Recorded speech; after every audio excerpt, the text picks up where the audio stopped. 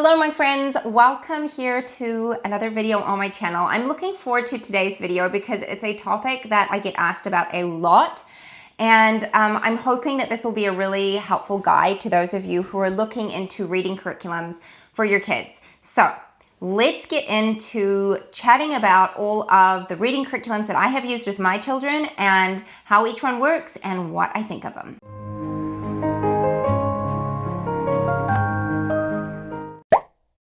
If you're new here, I'm Christine. I'm a homeschooling mom of 3 kids. I am a second generation homeschooler, and I've been homeschooling my kids for I think like 4 years now. So the years fly by, I tell ya. But it is a subject that I really enjoy discussing. I love being able to encourage other homeschool moms. I know that I have a lot of privilege having been homeschooled myself. So many of the doubts and fears that new homeschool moms have, I don't, because I've proved the system. I know that it works, and I wish that I could give you the confidence that I so often feel homeschooling my own kids. And that really is my desire, that you can do this confidently and know that you're not going to ruin your kid. You know, when you're intentional and when you put the work in and you love your kids, they're going to do well. So today I want to talk to you about the topic of reading curriculums, teaching your kids how to read, because I think it's one of the pain points that so many homeschool moms have. It's overwhelming. It's a bit scary. There's so many options out there. And so I want to talk about what I've used with my kids, because I have used several different curriculums. And I want to just go through how each curriculum works, what I've thought of it. And, you know, I do recommend all of the curriculums that I'm going to talk about today. None of them are like abject failures. None of them are terrible. There are very few homeschool curriculums out there that are really like poorly done. So I'm not here to like say this one's terrible and this one's great. That's not what this video is about. It's honestly giving you options and maybe just sort of holding your hand through a decision-making process. That's kind of how I'm thinking of it. And I hope it's just helpful to you and encouraging. So let's chat about, I'm trying to think which order I want to do this in. I've used 4 different reading curriculums with my kids. I have 3 kids, and I've used 4 different curriculums. And I have liked all of them for different reasons. And one of the reasons I wanted to make this video is because oftentimes people will have watched an old video of mine where I've used a specific curriculum with a child, and then they'll fast forward to today and be like, "You're not using that curriculum anymore. Why aren't you using it anymore? I bought that curriculum based on your recommendation. Like, why are you no longer using it?" And I'm always like, well, like, first of all, it's been like 4 years since that other video. But also, I change based on the needs of my children. I don't necessarily change because one curriculum is terrible and another one's better. I also have 3 kids, and they require different methods of teaching. And just to put it bluntly, I make my curriculum choices based on the needs of my children, not based on appealing the masses on YouTube, you know? I kind of just have to put that disclaimer out there, because a lot of people, not a lot of people, but I have got several sort of like ruffled comments being like, "Why did you choose this? I'm using this." And I'm like, if it's working for your kid, keep using it. Like, you don't have to follow me. I'm just like doing my own thing over here with my own unique, you know, kids with their own unique needs and personalities. So just kind of putting that as a disclaimer out there, that I choose things based on the needs of my children and where they're at. And that can change over time. So let's just start with the first reading curriculum that I ever used with any of my children. My son was 4.5 years old, and this is the reading curriculum that my mom used to teach my 2 younger sisters how to read when she was homeschooling them. And that curriculum is how to teach your child to read in 100 easy lessons. And it works well. My son enjoyed it for the most part. It was very simple to use. One of the big selling factors for this is it's open and go, and it's very affordable. It's something you can buy on Amazon. I'll have all of these curriculums linked down in the description below, but it's something you can purchase on Amazon. You can often find the book secondhand. It's one book. You pick it up, you open it, you read the instructions on how to use it. Very simple, and you go through with your child. It teaches them blending. It uses a phonics-based approach, and your child will learn how to read, how to blend letters together, and learn how to read. I think we got about halfway through that book before we stopped. And the main reason was that as much as it does the job, it was really dry. It was really dry. There's not really much color in it. Like there's very little color in it. And it was just like, we just need a little bit more fun injected into our homeschool with that. And so that's the reason we stopped using it, but I do highly recommend it. I think it's fantastic if you just want a jumping off point and you don't have a big budget. It's like the perfect book to grab. And there are tons and tons and tons of kids who have learned to read using How to Teach Your Kids in 100 Easy Lessons. I mean, my sisters were testament of that. They learned how to read using that, and it was definitely a great jumping off point for my son. I don't remember if I ever used it with my daughter, my second born. I can't remember. We used, lots of different things here and there, but I definitely used it with my son and enjoyed it. I do have a video. I will try and remember to link it for you here where I discuss it in detail, so you can go check that out if you want to. So that's the first one.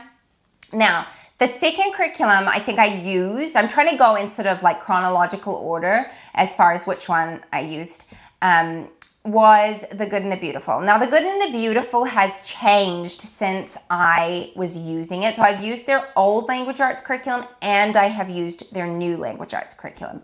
Now, the old language arts curriculum just was too advanced. I will say that. I found it far too advanced for a child who was just having learned, like they've just learned their letter sounds. It moved very, very, very quickly in their level K. It was just too quick. And so it wasn't a good fit for my son. We did use their level K. We ended up going through it, but we stopped and started with another reading curriculum, which I'm going to talk about in a little bit. But it was too advanced. So that's how I felt about the old one. Now the new one, I think, moves at a much slower pace. I don't think it's too fast paced. I like it much better. And I think it is an absolutely fine reading curriculum for your average child who learns to read at an average pace. I think it's going to be absolutely fine. I use that with my second born daughter. That's like the main reading curriculum I used for her at the beginning, and she did fine with it. She's learned to read. She has not had any struggles learning to read, whereas my son displays some dyslexic tendencies. He doesn't have any kind of diagnosis or anything, but he definitely has struggled with some things that are very typically linked to dyslexia. He's reading really great now at 9 years old. Like, he's a fantastic reader now. But The Good and the Beautiful was not a good fit for him then. It moved too quickly. He needed a slower pace. Whereas for my daughter, it did work pretty well for her, and I did like it. Now, The Good and the Beautiful, that the way that they set things up, they do use a phonics-based approach to reading, which I appreciate. All of the ones that I'm going to list here are a phonics-based approach to reading. There are some sight words in The Good and the Beautiful, but they do try and limit them. And they do go over, rules, spelling rules, and phonics rules as well. They have what they call their booster cards. That's where kids can practice their phonics rules and the sight words and things like that. So there is repetition there. And then they have little readers that go along that are paired up with whatever it is that they're learning. Now, their reading is set at a different pace to the workbook that they go through for language arts. It's a whole and comprehensive program, so it's not just reading. It is a language arts as a whole. But the reading can be done at a different pace to the workbook. The workbook is kind of secondary to the reading, and so it will tell you that if your child hasn't mastered certain points in the booster cards, and you need to pause with the workbook and just keep working on the booster cards. I did like that. I like that it's set up that way. I think it gives a lot more grace and a lot more flexibility, and I also think it serves a wider audience than the previous version of their curriculum. So I do really like that. I recommend The Good and the Beautiful. It is also 100% free to download and print at home, which is huge for so many families, especially for those of us who live internationally.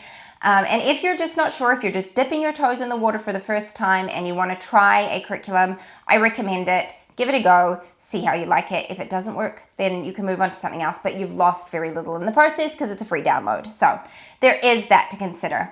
Okay, so let's move on to the next reading curriculum that I used. And I used this with my son mostly, and then a little bit with my daughter, but mostly with my son. And we did go through the entire level. And that reading program is All About Reading from All About Learning Press. I talk about this quite a lot. I've got quite a few videos on my channel about All About Reading because honestly, I felt like it was just my savior at the time. I was feeling quite uncertain and unsure about what to do with my son. He was struggling a little bit. I didn't want to just stop teaching him how to read, but I didn't know how to find the right balance of what he needed, and I didn't want it to be miserable and awful. And All About Reading was just the curriculum that I needed to hold my hand and walk me through the process. And it really just gave me a really good understanding of what he needed to know and understand.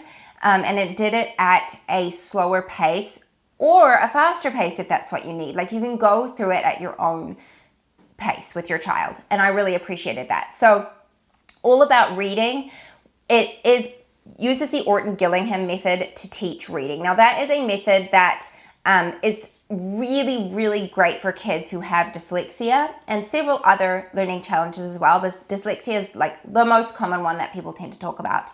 And it just works really well. It's a very hands-on reading program. There is no writing as far as I can remember. So you have your teacher's guide that goes through the lessons and you teach your child. You've got tactile letter tiles, or they have an app that you can use if you don't want to have like a physical tiles, but they piece together the words using those tiles. And then there are also flashcards that you use to review and teach and things like that. And then there's also an activities book, and that activities book kind of reinforces what they have been learning in the lesson, and it's all very hands-on, like games style. And then there are also readers that come with it. And again, those readers are leveled readers that match exactly what they've been learning in the book, and you're prompted in the book when to pull those readers out and have your child read them to you. So it's a very, very good program. It is thorough. It is complete as a reading program. It is not a full language arts curriculum, however. So if you want, I will like put the disclaimer out there. You don't need a full language arts curriculum at those young ages when your child is just learning how to read. Reading on its own is completely enough. However, if you do want to add more than just reading in, you will have to supplement All About Reading. However, I just didn't really find that hugely necessary when my kids were that age. It was a good program. And something else I really appreciated about it was that the lessons, like it specifically instructs you to set a timer for 20 minutes and to stop wherever you are in the lesson at that point, because that is what is an age-appropriate length of time to be spending on that subject. If you finish sooner than that, that's fine, but like don't draw it out and go super long and exhaust your child. So it's just a really, really good program for any kind of homeschool parent who is new to teaching a child how to read and doesn't know what to do or where to start and wants a curriculum that is absolutely going to be well done and is going to teach your child how to read well. It's also great for somebody who has a child with learning challenges because of the method that they use to teach. So it's great in that way. It's also great for kids who hate to write, who just aren't developmentally ready to write, and who perhaps despise worksheets or that just doesn't work really well with them. This is a great program for that too, because there's none of that in it. So I will recommend it. Now, we did level 1. We never went past level 1 because I didn't feel like we needed it past that point, but they have, I don't know how many levels. I want to say at least 4 levels of All About Reading. They also have a spelling program that works in conjunction with it, but they recommend that you don't start All About Spelling 1 until you've completed All About Reading 1. So that's just something to bear in mind. But again, it's linked down below. You can check out their website. I'll try and link a video here to give you an overview of the program if you want to see it a little bit more hands-on. You can check that out. So All About Reading, I recommend it. I think it's great. And it's one of those that I think fits a lot of families.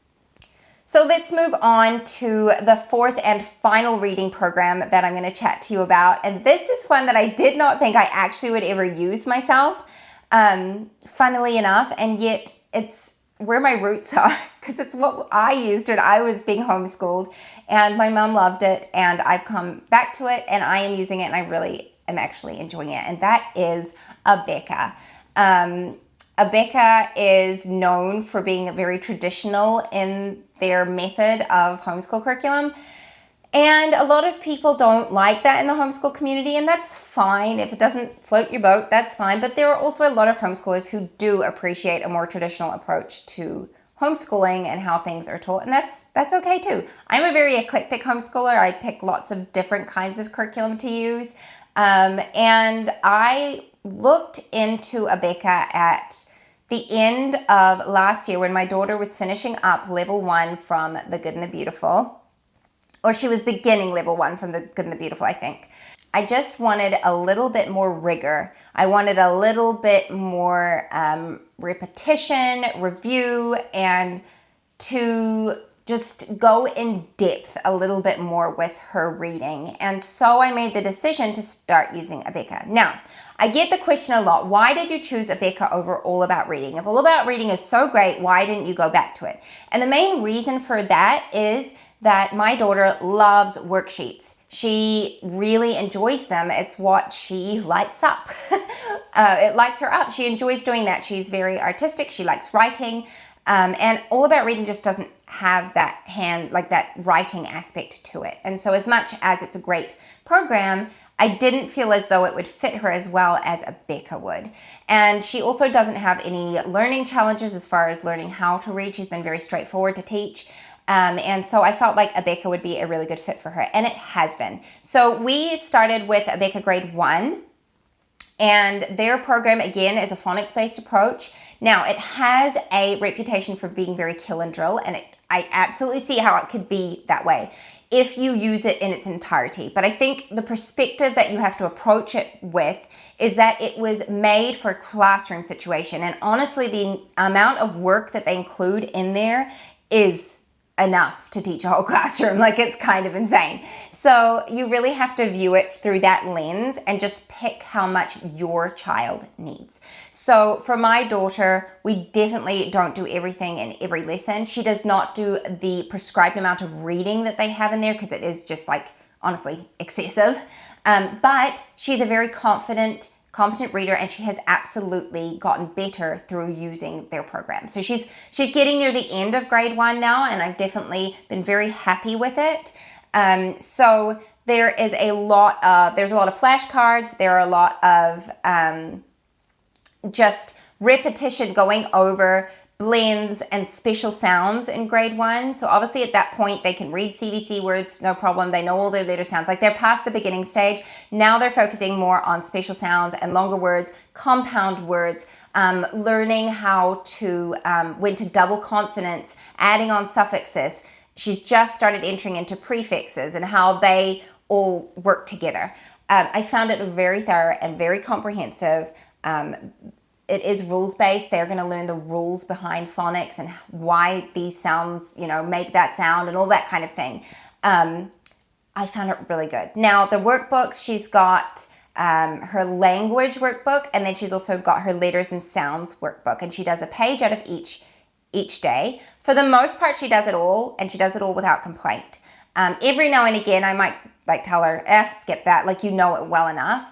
And so I don't force her to do that. So it is technically what I would consider her language arts curriculum, but if you want spelling, you will have to do that separately. It is all included in the teacher's manual that comes with, but you will have to buy the workbook separately. So there's that. Abeka can be very pricey, and so I recommend buying non-consumable secondhand. The teacher's guides, for instance, the lesson plans, if you can grab those secondhand, it's well worth it. So we just bought the workbooks new, and I managed to find the readers secondhand as well, and that saved us a lot of money. So you don't need all of the flashcards and all of the things. A lot of the stuff you can pare down. Because again, I think because it's used in a classroom situation, they use lots of different learning textiles and manipulatives, and you just don't actually need that many when you're just working with one child. So we use the flashcards pretty much every day. I have a whiteboard where I'll write things on for her that we work through, just like a little mini whiteboard. And she does really well with that. Now, I am also using K4 with my kindergartner. That's a really funny word to say. But my daughter, who's technically in her kindergarten year, so she's 5.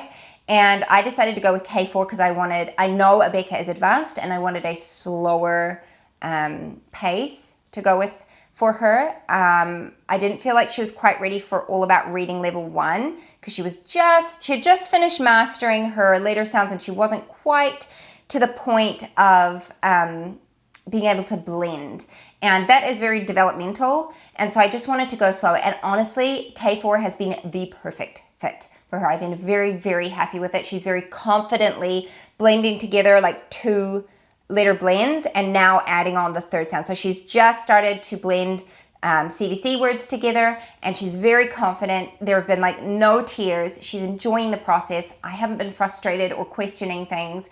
And the workbook comes as it's both their math and their language arts. And so I think we end up doing 3 pages a week, and 2 of those are math-based, and 1 of them is language arts. So honestly, you could probably forego the workbook and do something in place of that if you just wanted to focus on language arts. But it's been fine. She likes writing as well, and she enjoys the extra practice of like writing out her numbers and coloring in. It's very, very like color this picture and circle this. Like it's very, very basic. So I feel like the workbook's very age appropriate. And I've enjoyed that with her. She's going at like a really good pace, and I'm very happy with it. Her lesson takes maybe 5 to 10 minutes tops. Like it's really fast. We go through the flashcards. I do use those with her every day of all her letter sounds. I do have the blend cards. I think it's the blend cards, just part A. And we go through those occasionally, and I do have flashcards, and then I did also buy the games because that's something that's fun. But again, we don't use all the components. I'm only using the reading, like the reading and phonics section of their curriculum. It does come as a complete language arts kit if you want to, but I didn't want all of that. So we just did reading, and we've just done phonics, and I've been incredibly happy with it. And I have honestly no complaints. It's been a really great program to use with her. So that is my synopsis of all of the reading programs that I have used to date. My eldest child is currently 9, and then I have a 7-year-old and a 5-year-old, and they all are unique in their own rights. You know, they have their own styles of learning. I would say that my eldest is a very typical boy. He hates to sit still for any length of time, but he has become a very confident and competent reader. This year, even last year, his reading started to take off, but this year, I'm seeing a love for reading in him. Like he is picking up books. He's interested. He's doing it of his own volition, and that's been really great. My middle daughter is like the quintessential. She's just like very studious. She'll just sit there and do her thing. She complains very little. She's a very standard reader, and she's doing really, really well with Abeka. And then my youngest daughter, I would say she's a real mix of her older siblings. She's got some sort of like firstborn perfectionist tendencies, but she's also very creative and artistic like her sister as well. And so she's a real mixture of the 2 of them. And Abeka is working well for her. So I hope this was helpful and informative. I'm open to any questions you might have about any of these programs that I've mentioned. What I will say, if you're just starting out and you're trying to pick something, just pick something and make it work for you. Don't feel like you have to be tied down to every little thing in the curriculum. Understand the basics of what they need to know and go from there. Because Abeka would never work for us if I didn't like cut out half of the fluff that's in there. But it works beautifully for us at the moment with doing what we're doing, and my kids are learning really well. So yeah, I hope it was helpful. I'll say that again, and thank you so much for watching. I appreciate you guys, and I'll see you in my next video. Bye-bye. If the world had more of your smile, what if the wind could spread your love? What if your sweetness could reach everyone? There'd be no wars,